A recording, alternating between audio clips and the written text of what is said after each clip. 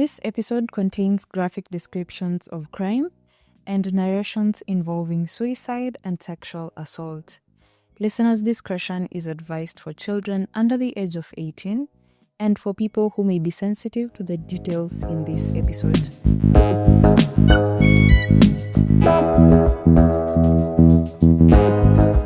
Hello and welcome to this week's episode of Krime KE podcast. My good name is Ajuma and I am a human rights journalist from Kenya. This week, we get into the murder of Julie Ward. This story is a roller coaster of lies, truth, and half-truths. Like, even I don't know what to believe. This is also a story about a father's desperate attempt at finding justice and the alleged corruption and cover-up that followed Julie Ward's murder.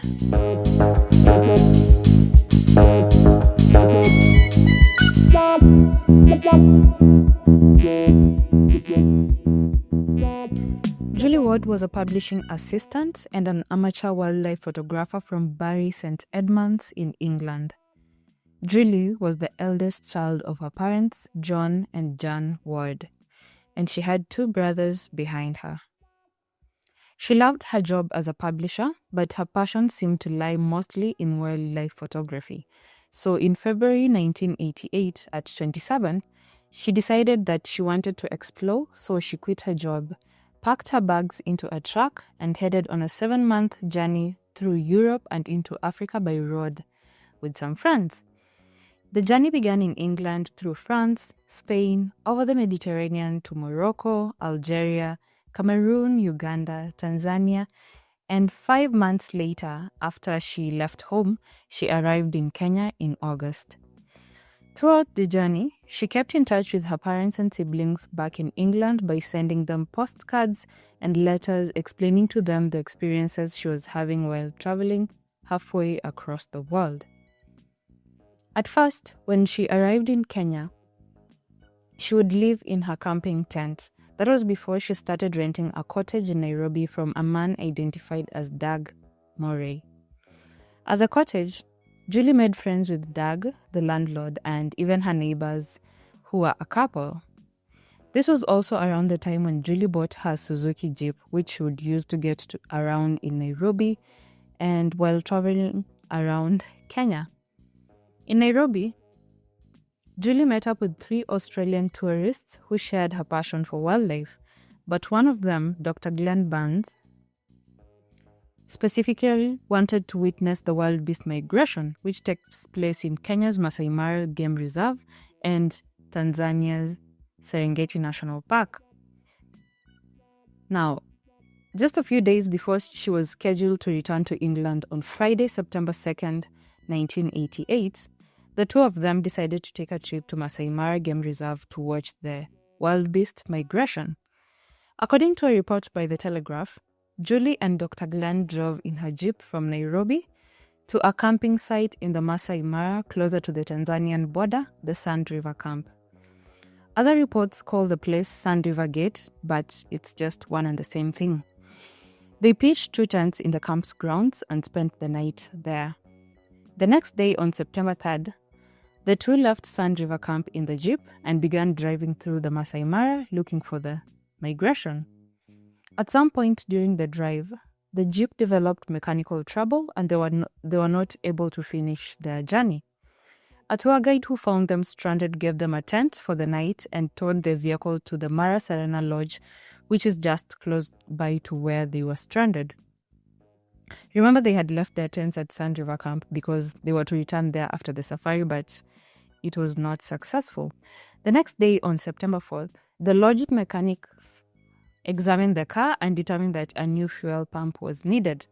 But the thing is, they could not find one around the Maasai Mara. They had to bring it from Nairobi, and Nairobi is quite a long distance from the Maasai Mara.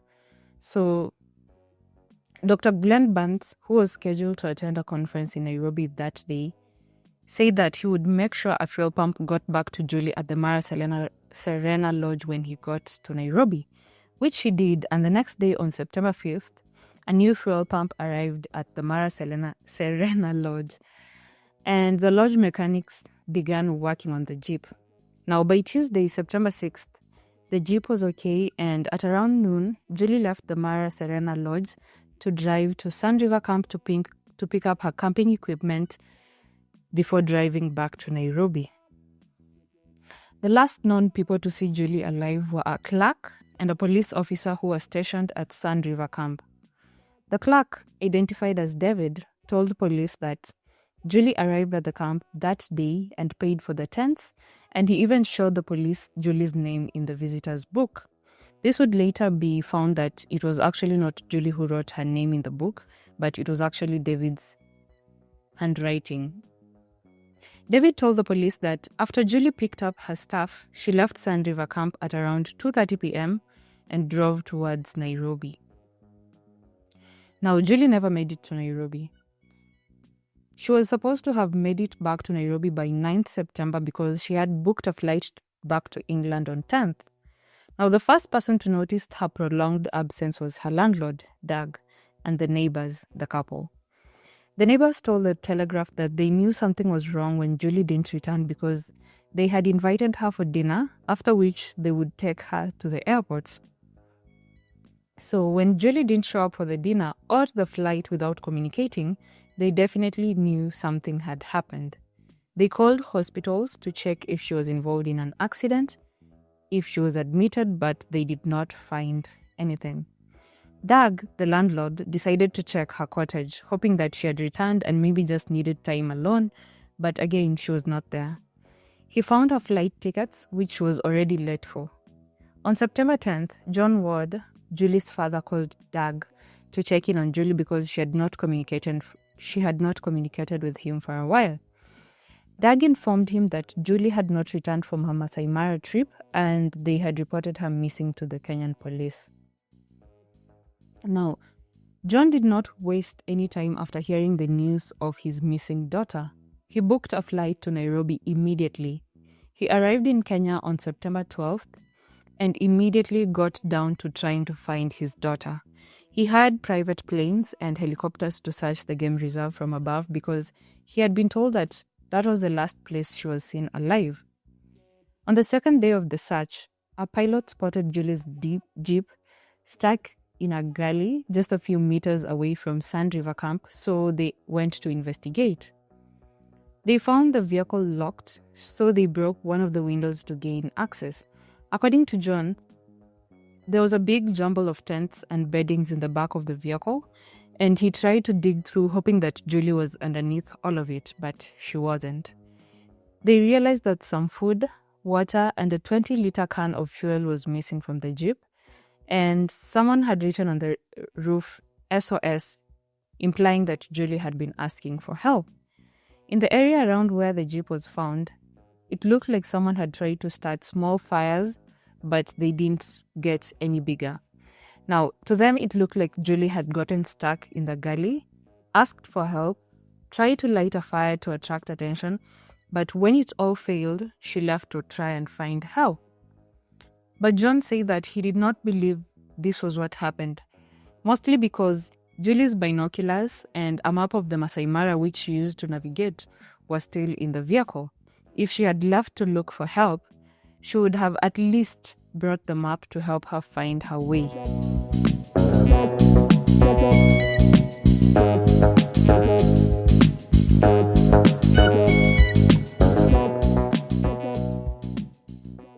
At around 4 p.m., the chief park warden at the Maasai Mara Game Reserve, a man identified as Simon Olemakala, sent a radio signal to the investigating officers at the reserve saying that he had discovered Julie's remains about 8 kilometers away from the jeep's location. Simon led them to a remote corner of the park where they found partially burnt human remains around a tree. And when I say remains, I mean her left leg, which had been severed below the knee, and her lower jawbone because that was all the body parts that were recovered from the ashes. They also discovered camera film, flip-flops, pieces of glass, and the remains of a handbag in which they found Julie's passport, coins, and her credit card in the ashes of the fire. One thing that John said he realized was that none of the officers had the urgency to investigate what had happened. He said that he had to collect the remains himself and give them to the police, who passed them on to the police force pathologist, a man identified as Dr. Adel Yusuf Sheikha. Now, in his postmortem report on 15th of September, Dr. Sheikha concluded that Julie had been murdered. According to his report, it appeared that Julie was cut with a sharp object before she was burnt. The first people to dispute the results of Dr. Sheikha's report were the Kenyan police, much to John's surprise. The first theory given to John by the Kenyan police was that Julie had been eaten by lions and struck by lightning. Some of the theories floated by police, one was that she passed out from the fumes of the fire. She made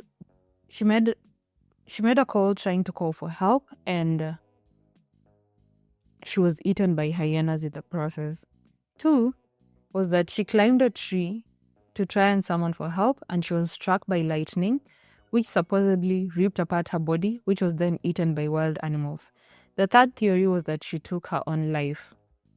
All of these theories were ridiculous to John and his family because 1, they knew that Julie knew her way around the Maasai Mara, and 2, the police were seemingly ignoring the autopsy, which showed that she had been murdered. John felt like the police were trying to control the narrative rather than investigate Julie's murder. When he returned to England on September 18th, Julie's death had been declared a homicide, but just a few days later, the chief government pathologist at the time, a Dr. Kaviti, changed the original autopsy results.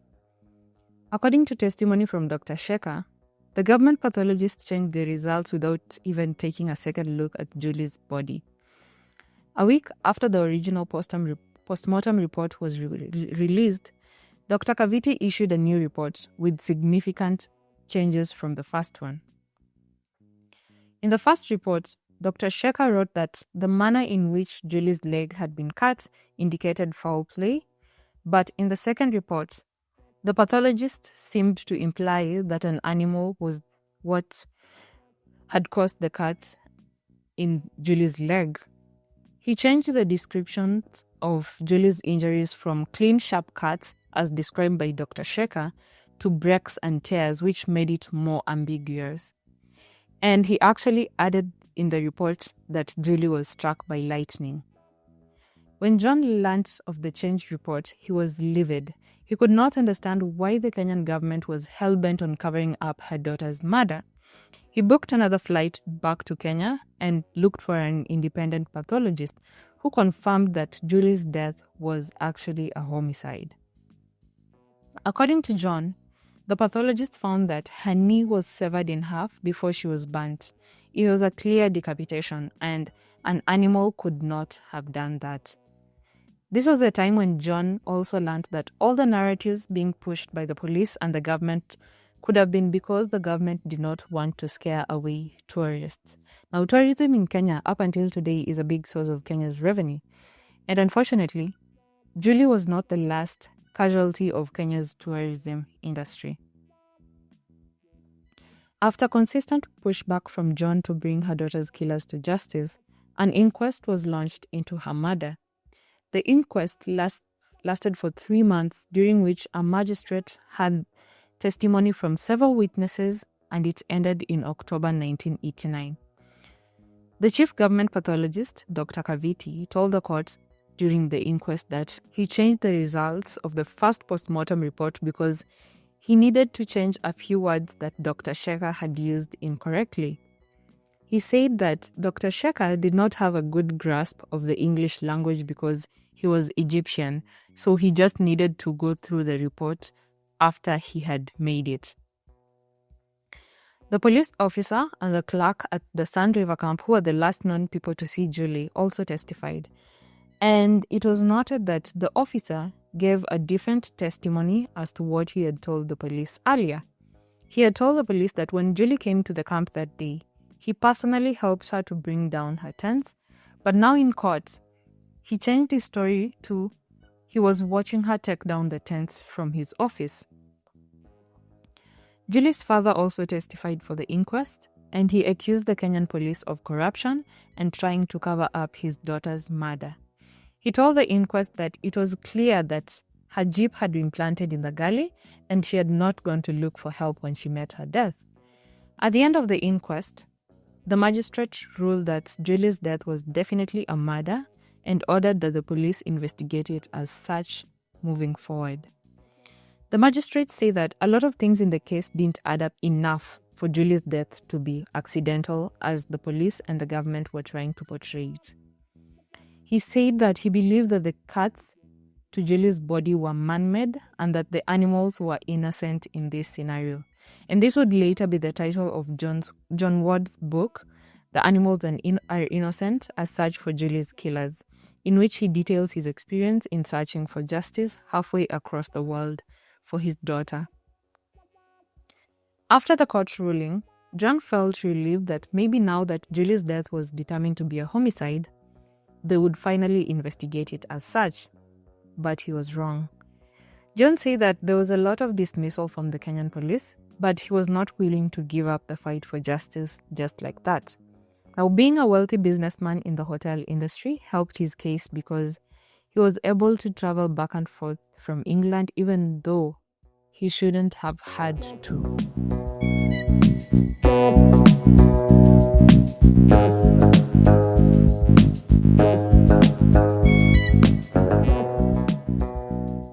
John managed to convince British soldiers to step in and investigate Julie's murder.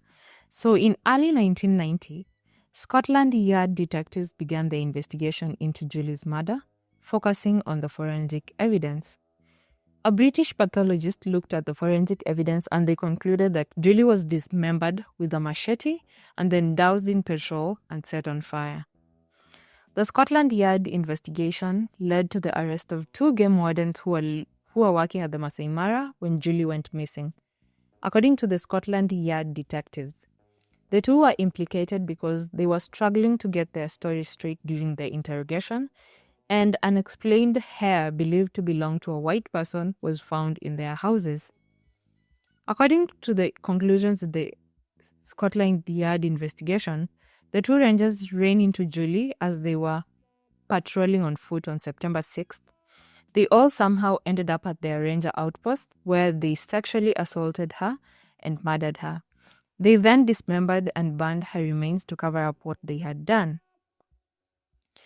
John said that the arrest of the 2 rangers gave him hope for justice because at least someone was being held accountable for Julie's murder. But he was still convinced that there was a government conspiracy to cover up his daughter's murder. The 2 wardens were officially charged in February 1991, and after a trial that lasted a whole year, they were acquitted for lack of sufficient evidence. The judge in the case said that the Scotland Yard investigation did not convince him that the 2 were guilty of Julie's murder. While making the ruling on the case, the presiding judge actually recommended police investigate other people, specifically mentioning the head park ranger, Simon Olemakala, the police officer, and the clerk who were the last people to see Julie alive. John agreed with the judge when it came to investigating Simon because he said that since the first day he saw Simon, he was suspicious of him. He pointed out that Simon was a constant factor in all the leads that police investigated in the case. I mean, he was actually the one who led them to Julie's remains in the first place. Now, after 5 years of lobbying and John traveling back and forth from England to Kenya and visiting several government offices in search of justice, the case was re-examined by a team of fresh Kenyan detectives in 1997. After more than a year of investigations, Simon was arrested in July 1988 and charged with Julie's murder. His trial began in March 1999, and this became the second trial in Julie's murder case. This time around, Julie's mother, Jan Ward, traveled from England to attend the trial. She also visited the spot at the game reserve where Julie's remains were found and the campsite where she was last seen alive. In the trial, Simon was accused of being dishonest, suppressing evidence in the case, and doing nothing to try to search for Julie when he first learned that she was missing, despite being the head park ranger. John told the court that Simon lied about so many things, including telling the investigators that he could not drive, when John himself had seen him driving around the Maasai Mara on several occasions. Simon also lied about seeing stuff like Julie's maps, a drink, and binoculars in Julie's Jeep that John said were removed before Simon arrived at the scene. John accused Simon of knowing where to find Julie's body, and a later investigation revealed that Simon may have actually known where to find Julie because of the short amount of time it took for him to leave the galley and to reach where Julie's remains were found. In an undated article for Nairobi Law Monthly, John Ward wrote that Simon left the galley at 4 p.m. and by 4:26 p.m., he sent the radio signal saying that he had found Julie's remains. When police reenacted the journey, they found that it would take exactly 26 minutes from the galley to the site without taking any detours. And this reinforced John's suspicion that Simon was either guilty or he knew something that he was not letting on. Simon denied the allegations against him and told the court that it was vultures that led him to where Julie's remains were. He said that he lied to the authorities about knowing how to drive because he did not have a driver's license and was driving illegally. In a 2026 interview with The Telegraph, another former warden at the Maasai Mara said that they would always look at vultures to identify animal carcasses in the park, so it was not actually weird to him that Simon said that he used vultures to find Julie's body. On 16th September of 1999, Simon was found not guilty due to a lack of sufficient evidence in the case, a ruling that was heavily disputed by John. The judge said that the defense by Simon that he was led to the remains by vultures was actually plausible, and he let him free. John told the media that Simon's trial was fundamentally flawed, saying that the defendant had consistent contact with assessors in his case. John asked the Attorney General at the time to declare a mistrial and schedule a new one, and when that didn't happen, he was convinced that there was corruption and a government conspiracy happening to keep justice from happening in the case. Now, another consistent figure in Julie's murder has been former Kenyan President Daniel Moi's son, Jonathan Moi. According to several accounts, Jonathan Moi, who was a rally driver, spent a lot of time in the Maasai Mara, rallying and testing his rally cars. In that article by John Ward for Nairobi Law Monthly, he says that the first people to bring up Jonathan's name in the case were a Swiss TV crew who were working in the park.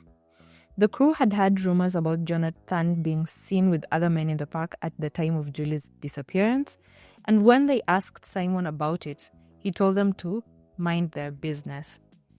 As they were leaving the park, when they completed their assignment, they went to Simon's office to sign out, and they found a worried Simon. Simon told them that he had been summoned to Nairobi by President Moi. John said that he was inclined to believe that Jonathan Moi was involved in Julie's murder because of the cover-up involved in the case. He said that he believed that President Moi was personally involved in covering up his son's involvement in his daughter's murder. He said that at some point while he was on one of his trips to Kenya to investigate Julie's disappearance, he was approached by a woman as he was waiting for his ride at a hotel. The woman came up to John and handed him a piece of paper where she had scribbled, "The man you're looking for is Jonathan Moi Toroitich." John said that the note had a return address to Mombasa, so he used that to track the woman down.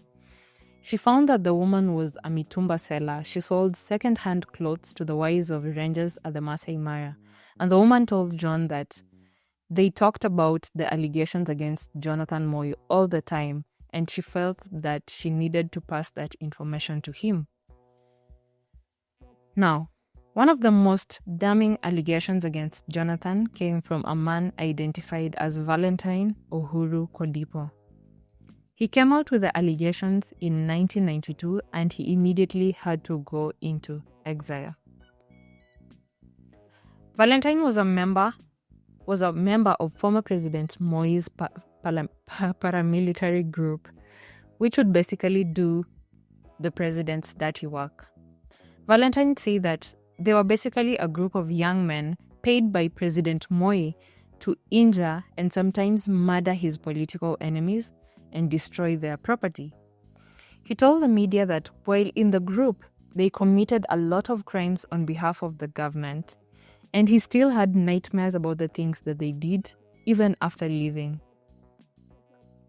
According to Valentine, on that day in September 1988, he was ordered to a bush clearing where Jonathan Moi was drinking with friends, close to a ranger outpost in the Maasai Mara called the Makari Outpost.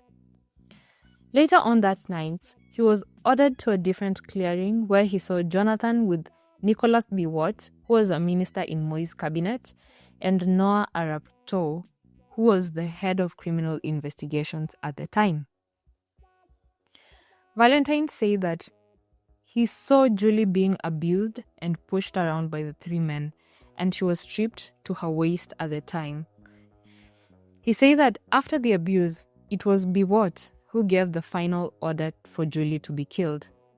Now, in an interview with the East African Standard in 2004, an anonymous former intelligence officer said that three men repeatedly raped Julie as she pleaded for mercy. He said that a collective decision was then made on the spot to kill her. They designed a plot which was supposed to look like an adventure gone wrong. He told the newspaper that Julie was ordered to drive her jeep several miles away from the Sand River camp, and the car was strategically placed deep in the gully. She was then forced to draw the SOS mark in sand on top of the jeep to make it seem like she was looking for help. The officer said that Julie was then blindfolded and dragged into a small bush where she was butchered to death. He said that the men wanted Julie's murder to appear as if she had been attacked by wild animals, but when they realized that they had left DNA evidence on her in the form of hair, fabrics, semen, and saliva during her sexual assault, they decided to set her body on fire. The intelligence officer told the newspaper that he had been too scared to intervene or come forward with their identities at the time, because the government at the time used to do unimaginable things to people who opposed them, and he did not want to be a victim. I mean, the one person who mentioned Jonathan Moi's name had to go into exile. Valentine was first placed in a safe house in Nairobi, which he said was raided, and then he had to seek the help of the United Nations for protection. The UN took him to Kampala, where he stayed for a while, but he still felt unsafe, and he also still felt like the government of Kenya could still reach him in Kampala.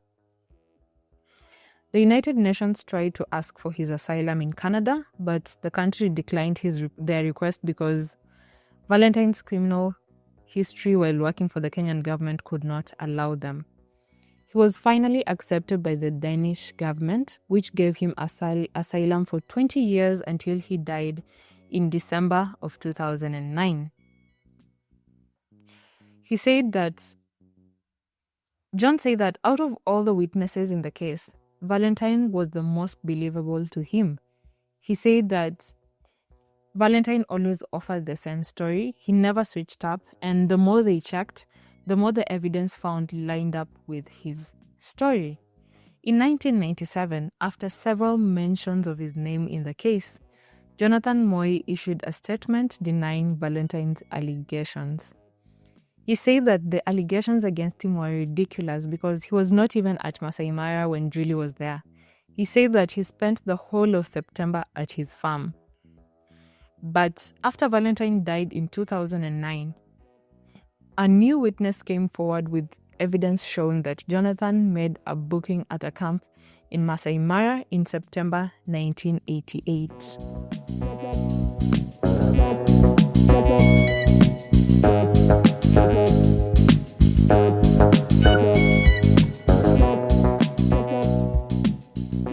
The case went went silent for a while, but more lobbying from John led to a new inquest in May 2004. The inquest was held in Ipswich, England, and they had testimony from a British pathologist who said that the theories put forward by the Kenyan police were logically impossible. The pathologist told the court that, to him, it looked like there had been a blatant and astonishingly clumsy cover-up. Dr. Shekhar told the inquest in Britain that he agreed to his first post-mortem report being changed to cover up evidence that pointed to murder. In the end, the inquest recorded a verdict of unlawful killing, but again, it seemed like only John was concerned with justice in this case. It took another 5 years after the inquest for a new investigation to begin in the case. John had persuaded the leader of the Metropolitan Police Anti-Terrorism Unit, a man identified as Yates, to reopen the investigation in 2008. At first, the Kenyan police refused to cooperate with the Met Police, but after changes in the judiciary where Mutula Kilonzo was appointed as the Chief Justice, the government allowed Yates and his team to visit Kenya and reopen Julie's murder investigation. Yates' team visited Kenya in October 2009 and they spent 10 days reinvestigating the murder. The team basically began the investigation from scratch. They examined the original casework and even took DNA samples from police in Nairobi to London for analysis. Julie's family's hopes were raised because forensic science used by the team identified human DNA believed to belong to Julie's attacker in the evidence. But again, that did not go anywhere. A new witness also came forward and told Yates' team that several of Julie's body parts had been separated from the ones that were burnt and placed elsewhere to throw off the investigation. A Kenyan police officer also came forward and told the investigators that he made up the suicide theory to get his bosses off his back. He said that their original investigations showed that a well-known political figure in the country may have been involved in the murder, so his supervisors told him to look elsewhere. And that was why they made up several wild theories to explain Julie's death. Now, even after the new investigation, the case did not make much progress. And John said that he felt that the British police were not as independent as he thought they would be in their investigation. He felt that the British team was supporting the Kenyan police, and he realized that he would have a hard time getting justice from both of them because the UK viewed Kenya as an ally and they wouldn't want to threaten diplomatic relations. But John never gave up on finding his daughter's killers. In September of 2018, he spoke to the BBC while campaigning for Kenyan police to obtain a DNA sample from Jonathan Moi and test it. He told the BBC, quote, "If my daughter's death was accidental, I would have accepted it by now." He said that he would never give up the fight for justice and Julie's killer would never know peace for as long as he was alive. Now, Jonathan Moi died in 2019, and throughout his life, he denied the allegations against him and his DNA was never collected, so there was actually no way to link him to the crime apart from the several testimonies. In 2020, former President Daniel Moi also died, and his death subsequently led to more witnesses coming forward. One witness confirmed that Jonathan was in the park on the day of Julie's murder, and he and his friends stumbled upon Julie taking pictures. The witness said that they abducted her, sexually assaulted her, and later disposed of her body, and the president helped his son cover up Julie's murder.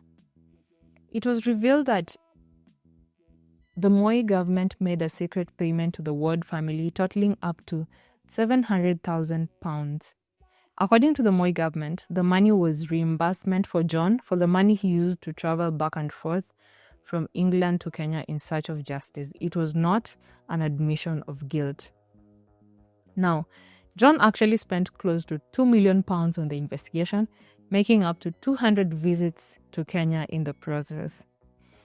John Ward died in June of 2023, just 2 weeks after his wife Jan Ward, and both of them died without knowing what actually happened to Julie. John wrote in his book, The Animals Are Innocent, his experience, the lies he was told, and what he experienced in the fight for justice for his daughter. He wrote about the many anonymous letters he received from potential witnesses and the frustrations he had with not being heard by investigators. He writes in his book, "In the end, you are just one individual against a state, and it is not easy."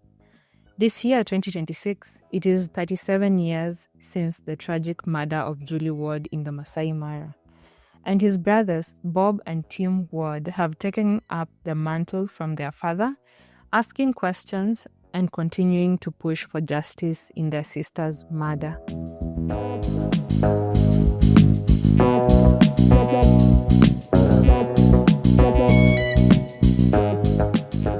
Thank you for staying with me until the end of this episode. You can support Krime KE podcast by sharing this episode with your friends, helping us to build a larger community to listen to these cases. On TikTok and Instagram, we are at krime.ke. On Facebook, you can find me at Ajuma Millicent. I have tagged the podcast contact information and social media pages on the show notes of this episode so that it is easier for you to reach out if you have any feedback on this episode or the podcast in general. We also have a WhatsApp number, which I have put in the show notes of this episode. You can send in voice notes, suggest cases, and give feedback. Do not forget to give the podcast a 5-star rating on Spotify and to catch the next episode of Krime KE podcast on Thursday next week on the same platform you're listening on right now. But until then, stay safe and remember, it is crime with a K.